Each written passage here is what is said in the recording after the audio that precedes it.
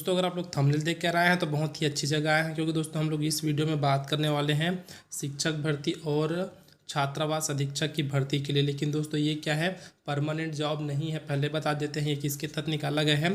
तो एकलव्य आदर्श आवासीय विद्यालय हेतु अतिथि शिक्षकों की व्यवस्था हेतु, और इसी में दोस्तों ये भी बोला गया है कि छात्रावास अधीक्षक के कुछ पदों पर भी नियुक्ति करना है। तो उसके लिए यहाँ पर हम लोग देखेंगे दोस्तों क्या क्या है। तो वीडियो में पूरा बने रहे दोस्तों, क्योंकि बहुत लोग क्या करते हैं, सिर्फ इतना देख करके वीडियो को बंद करके चले जाते हैं और फिर फॉर्म फिलअप करते हैं, फिर उनको दिक्कत होता है। तो क्या करना है दोस्तों, ऑनलाइन फॉर्म फिलअप करना है, फिर ऑफलाइन करना है, कितना पेमेंट रहेगा, इन सब चीज़ के बारे में आपको जानकारी यहाँ दी जाएगी।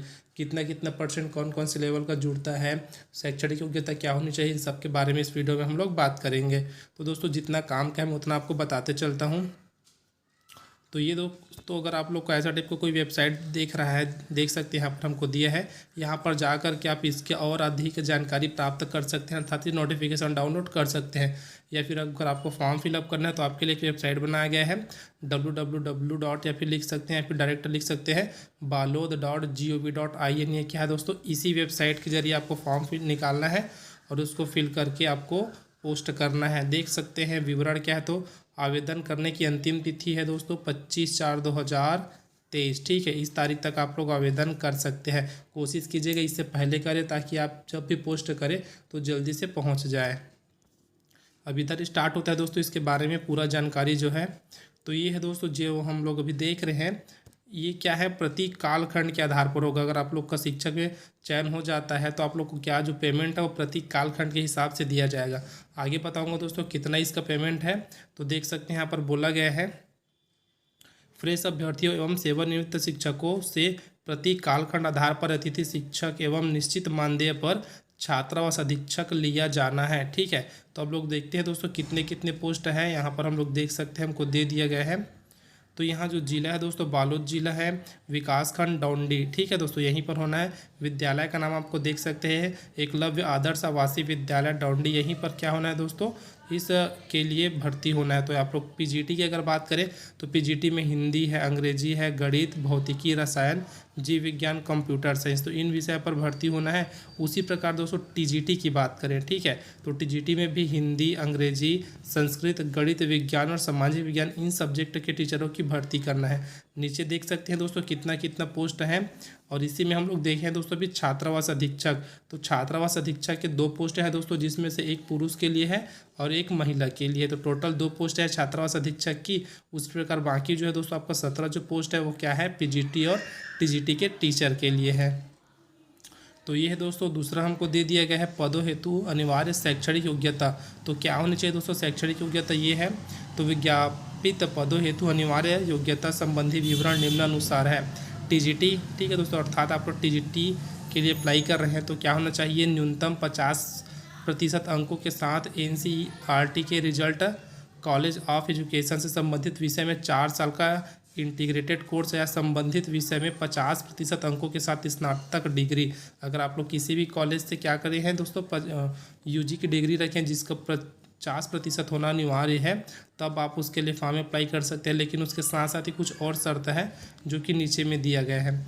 तो ये है दोस्तों सब्जेक्टिव वाइज है। अगर आप लोग सब्जेक्ट के हिसाब से डालते हैं ना, तब ये सब आपके काम का है। जैसे अगर आप लोग गणित के लिए डालते हैं तो क्या है, मुख्य रूप से गणित भाषा के साथ दूसरे विषय के रूप में भौतिक, रसायन विज्ञान, इलेक्ट्रॉनिक्स, कंप्यूटर विज्ञान, वाणिज्य, अर्थशास्त्र एवं सांख्यिकी। अर्थात अगर आप लोग गणित के लिए अप्लाई कर रहे हैं टीजीटी में तो आपको इनमें से किसी भी 2 में, ठीक है, किसी भी क्या होना चाहिए, गणित के साथ किसी और में भी आपका होना। जैसे हम लोग बीएससी करते हैं तो बीएससी में क्या होता है, अगर मैथ्स में आप लोग कर रहे हैं ना तो मैथ्स के साथ साथ आपको अलग अलग मिलता है। जैसे केमिस्ट्री मिलता है, उसी में फिजिक्स मिलता है।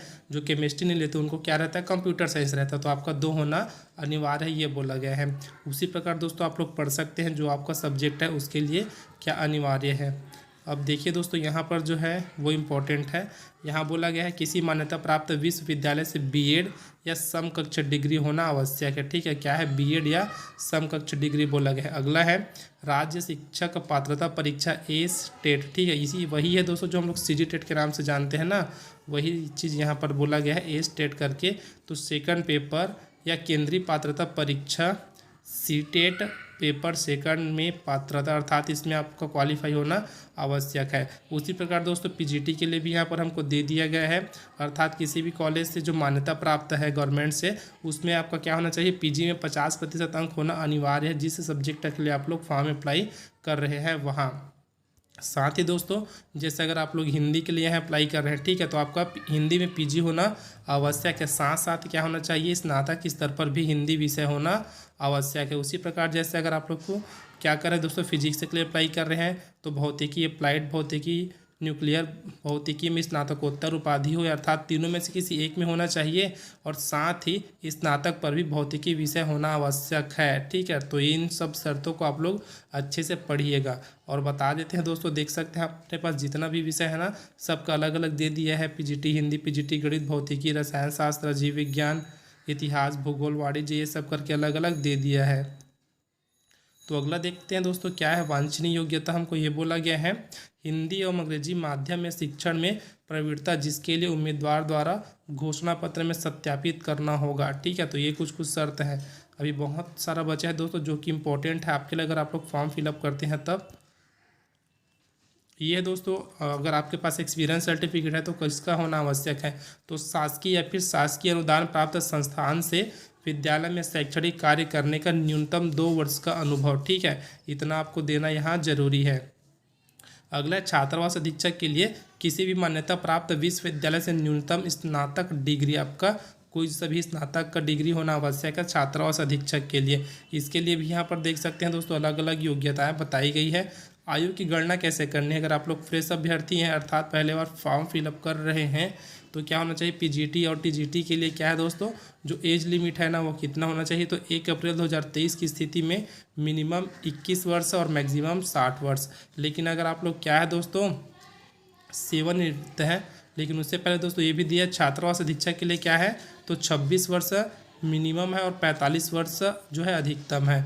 और सेवानिवृत्त शिक्षक के लिए क्या है दोस्तों, तो इसके लिए 65 वर्ष रखा गया है। ठीक है, मैक्सिमम जो एज है वो क्या है 65 वर्ष रखा गया है। चयन प्रक्रिया आप लोग अच्छे से पढ़ सकते हैं दोस्तों कि किस आधार पर चयन किया जाएगा। और आपको बता देता हूं दोस्तों, अगर आप लोग ये पीडीएफ प्राप्त करना चाहते हैं तो आपको कहां से पीडीएफ मिल जाएगा, तो इसी वीडियो के डिस्क्रिप्शन बॉक्स में एक टेलीग्राम चैनल का लिंक है, आप लोग वहां से जा करके टेलीग्राम चैनल को ज्वाइन कीजिएगा और इसको प्राप्त कर सकते हैं। तो ये है दोस्तों कैसे यहाँ पर जो मेरिट बनेगा वो किस आधार पर बनेगा, आप लोग देख सकते हैं। तो क्या रहता है दोस्तों, जो आपका हायर सेकेंडरी के अंक है उसका 20% ऐड किया जाएगा, उसी प्रकार स्नातक के अंक का 30% और स्नातकोत्तर के अंकों का 50%, इस प्रकार से आपका मेरिट तैयार किया जाएगा। तो जैसे अगर आपका 80% है दोस्तों 12वीं क्लास में, ठीक है, तो क्या करना, इसका 20% लेंगे तो हमारे पास कितना आएगा 16 नंबर हमको मिलेगा। फिर उसके बाद क्या करेंगे दोस्तों, उसी प्रकार आपका जो स्नातक है उसका अलग निकाला जाएगा और स्नातकोत्तर का अलग निकाला जाएगा। फिर तीनों को जो आपको मिलेगा ना इधर, तीनों को ऐड करके मेरिट तैयार किया जाता है। तो ये है दोस्तों, अगर आप लोग अतिरिक्त अंक लेना चाहते हैं तो कार्य अनुभव क्या है 3 वर्ष का है तो 3 अंक आपको एक्स्ट्रा मिलेगा। 4 वर्ष का अनुभव है तो 4 अंक, और 5 वर्ष का अनुभव है तो 5 अंक, या फिर 5 से ज़्यादा रहेगा ना फिर भी आपको 5 अंक ही प्राप्त होगा।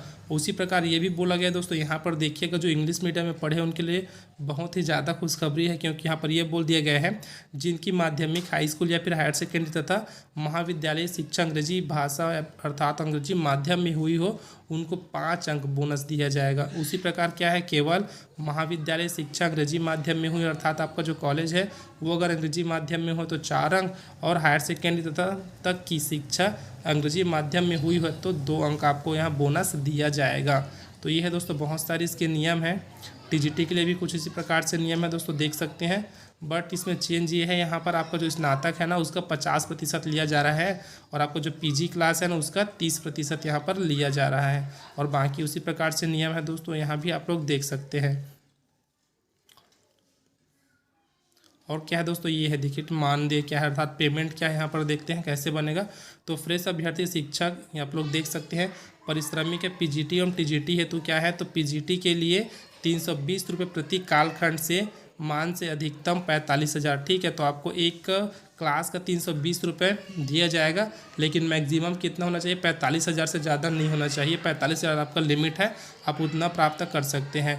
उसी प्रकार दोस्तों टीजीटी के लिए क्या है, तो 300 रुपये प्रति कालखंड के हिसाब से, जिसका जो मैक्सिमम है दोस्तों 42,000। ठीक है, अब इसी प्रकार दोस्तों अगर आप लोग पढ़ा रहे हैं तो एक दिन में न्यूनतम कितना है आपका? तो 5। ठीक है, अतिथि शिक्षकों को न्यूनतम 5 कालखंड प्रतिदिन और 6 कालखंड मैक्सिमम। तो आप लोग मल्टीप्लाई कर सकते हैं, 5 से इसका करके देख सकते हैं कितना हो रहा है।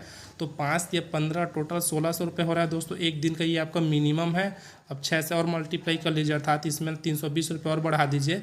अगर आप लोग पीजीटी के लिए डाल रहे हैं तो आपका एक दिन का पेमेंट उतना बनेगा, मिनिमम ये है, और मैक्सिमम 6 दिन के हिसाब से बनेगा। उसी के लिए उसी प्रकार से दूसरों के लिए भी बनेगा।